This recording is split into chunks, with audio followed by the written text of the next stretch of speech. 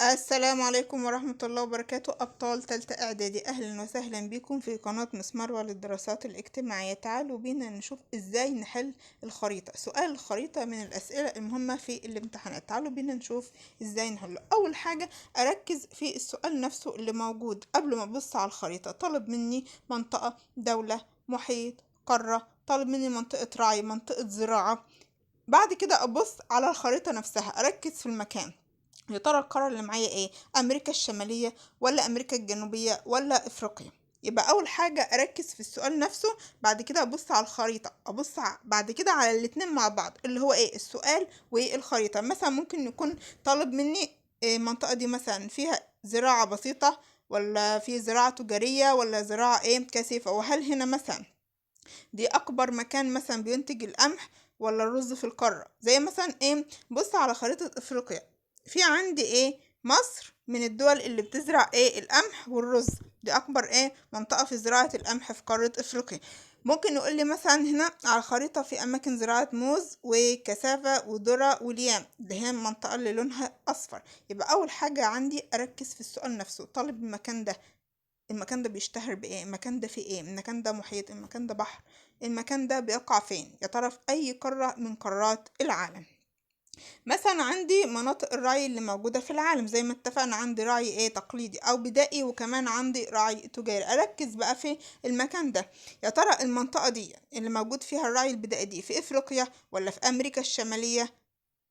يعني مثلا عندي في مناطق رعي بدائي في شبه الجزيرة العربية. هنا هركز على شبه الجزيرة العربية. طيب تعالوا بينا نشوف ازاي احل المدن والتضاريس الخاصة بجمهورية او دولة الهند. عندي في المدن الأساسية نبدأ بنيودلهي، ودي موجودة في شمال الهند. ركز على الخريطة كده لما يقولك هنا مثلا من المدن الرئيسية أو الأساسية في الهند، وهي العاصمة السياسية هي طبعا نيو دلهي. طيب اجي عند مومباي هنا موجودة في غرب الهند، ودي العاصمة التجارية. عندي كمان من التضاريس المهمة جبال الهيمالايا، ودي موجودة في شمال الهند. وعندي سهل ملبار، ده موجود في غرب الهند. يبقى جبال الهيمالايا عندي في شمال الهند، وسهل ملبار في الغرب. سهل كرومندل ده في الشرق، يبقى سهل ملبار في الغرب، وسهل كرومندل ده في الشرق. عندي من الأنهار المهمة في جمهورية الهند في الشمال نهر الجنج، وفي الجنوب نهر كوفري. عندي كمان من التضاريس المهمة قوي في الهند هضبة الدكن زي ما احنا شايفين مكانها بالظبط على الخريطة. طيب من المدن الأساسية في الهند حيدر أباد. يبقى إذا عندي نيو دلهي دي العاصمة السياسية. لما يقول لي مثلا العاصمة السياسية للهند ويحط لي على الخريطة رقم 1 مثلا، يبقى ده نيو دلهي مكانها فين؟ في الشمال. حيدر أباد في نص الهند، ودي معروف عنها ان هي مشهورة بالمراكز الإسلامية. عندي العاصمة التجارية مومباي، ودي في الغرب. تعالوا بينا نراجع على أهم تضاريس ومدن جمهورية البرازيل أو دولة البرازيل. أهم حاجة عندي في البرازيل موجود نبدأ بالتضاريس. عندي هضبة جيانا في الشمال، هضبة جيانا في شمال البرازيل. وعندي هضبة البرازيل في المنطقة الجنوبية للبرازيل. طيب يا ترى كمان موجود في سهول نهر الأمازون. يبقى عايزة عندي في الشمال 3 حاجات: هضبة جيانا ونهر الأمازون وسهول نهر الأمازون. يبقى هضبة جيانا في الشمال، نهر الأمازون في شمال البرازيل، كمان سهول نهر الأمازون. عندي في الشرق نهر ساو فرانسيسكو. طيب عندي كمان من الحاجات المهمة في البرازيل، عندي أماكن حشائش السافانا في الجنوب. هضبة البرازيل موجودة في جنوب البرازيل، ومعها كمان حشائش السافانا، مناطق تواجد أو الكثافة اللي فيها حشائش السافانا. نيجي بقى لأهم المدن الأساسية أو الرئيسية اللي موجودة في البرازيل. عندي برازيليا موجودة في هضبة البرازيل. برازيليا دي العاصمة الحالية للبرازيل. وعندي في الجنوب ريو دي جانيرو، مكانها على الخريطة بالظبط على الساحل. عندي على الساحل اهي ريو دي جانيرو، وعندي بعدها على طول في جنوبها ساو باولو. يبقى المدن الأساسية عندي برازيليا موجودة فوق اهي في النص في هضبة البرازيل. في الجنوب عندي على الساحل ريو دي جانيرو، وبعدها على طول ساو باولو. ريو دي جانيرو هيقول لك مثلا هيجيب لك على الخريطة، اقول لك واحد مثلا العاصمة القديمة للبرازيل ريو دي جانيرو على الخريطة هي عندي، وكمان هو عرفها لي. طيب ممكن يقول لك العاصمة الحالية ويحط لك عند في شمال هضبة البرازيل، ويقول لك رقم 2 مثلا تبقى على طول برازيليا. طب لو قال لك اهم موانئ البرازيل وحاطط لك كده رقم 3، هتقول له على طول مدينة ساو باولو. نيجي لأهم تضاريس ومدن دولة نيجيريا. دولة نيجيريا من دول إفريقيا، فيها حاجات مهمة وتضاريس. هضبة جوس عندي مكانها على الخريطة بالظبط. طيب عندي كمان من تضاريسها نهر النيجر في الجنوب، وفي جنوبها خالص او اطرافها الجنوبيه دلتا النيجر. يبقى نركز كده في خريطه نيجيريا فيها في التضاريس هضبة جوس. تمام. ولو نزلنا كده تحت شويه هنلاقي على الخريطه نهر النيجر، وفي اطراف نيجيريا الجنوبيه اللي هي تحت خالص عندي دلتا النيجر. عندي خليج غينيا جنوبها، والمحيط طبعا الأطلنطي على طول جنبه. طيب كمان موجود عندي في نيجيريا المدن الأساسية اللي هي عندي أبوجا موجودة هي بالظبط مكانها على الخريطة، ودي العاصمة السياسية الجديدة لنيجيريا. ممكن يقولك العاصمة السياسية الجديدة لنيجيريا ويجيب لك نقط ويحط لك على الخريطة رقم 1 مثلا تبقى أبوجا. طيب عندي كمان إبيدان دي مركز تجارة وتعليم ومواصلات. ممكن يقول لك مدينة من المدن الأساسية في نيجيريا وهي مركز للتجارة والتعليم والمواصلات، ويحط لك نقطة على الخريطة هنا عندي إبيدان. طيب لاجوس ديت موجودة فين؟ في الجنوب خالص على خليج غينيا. طيب لاجوس دي العاصمة الاقتصادية، يقول لك من المدن الرئيسية في نيجيريا وهي العاصمة الاقتصادية، ويحط لك على الساحل المطل للخليج غينيا نقطة كده، ويقول لك رقم مثلا 2 أو رقم 3 تبقى على طول لاجوس.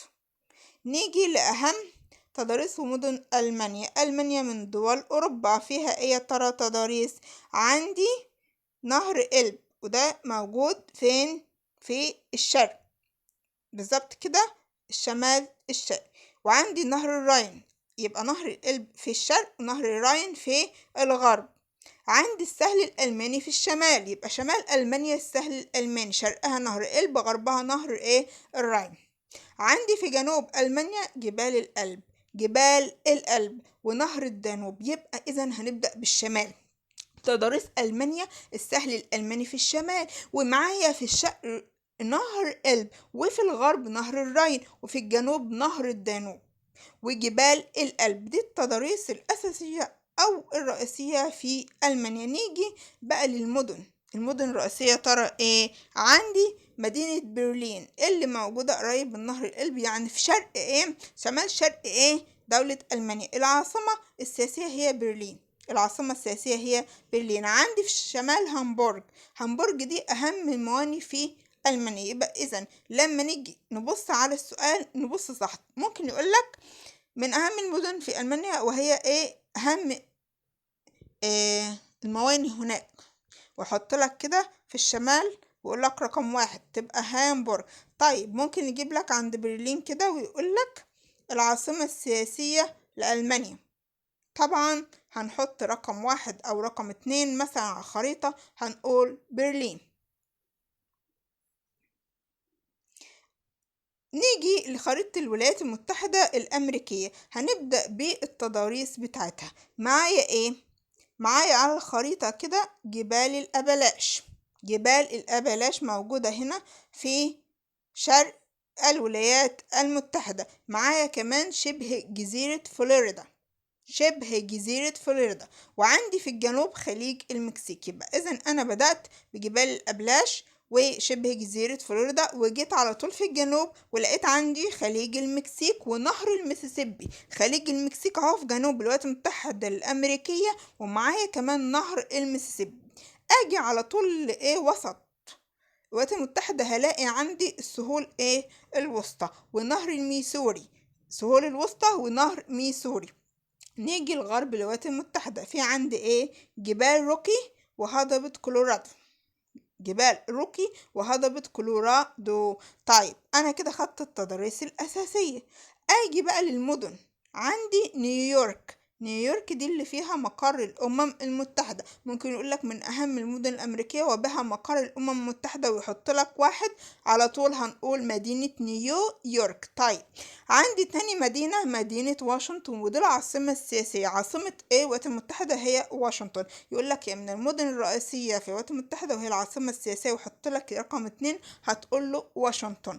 وعندي على الخريطة شيكاغو في النص، وده أكبر مدن السهول الوسطى. احنا قلنا عندنا في وسط الولايات المتحدة في السهول الوسطى أكبر المدن هناك ايه؟ شيكاغو. ممكن يقول لك أكبر مدن السهول الوسطى ويحط لك رقم 3 هتقول على طول شيكاغو. نيجي في الغرب، عندي مدينة سان فرانسيسكو، دي من أكبر الموانئ في أمريكا اللي موجودة على ساحل المحيط الهادي.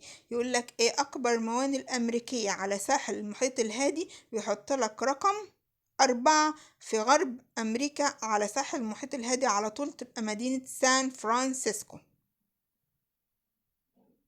كده خلصنا حل الخريطة. إزاي تحل الخريطة؟ يبقى أول حاجة عندي أهتم إن أنا أقرأ رأس السؤال نفسه، مدينة أو محيط أو مكان بيشتهر بزراعة كثيفة أو رعي. وأهم حاجة عندي أبص على المكان إيه على الخريطة كمان، مكتفيش إن أنا أقرأ السؤال. وبالتوفيق لكل طلاب تالتة إعدادي، كانت معاكم مسمار، وأشوفكم قريب في فيديو مراجعة جديد. ما تنسوش اللايك الجميل والاشتراك في القناة وتفعيل الجرس عشان توصلكم فيديوهات المراجعة. أشوفكم قريب، والسلام عليكم ورحمة الله وبركاته.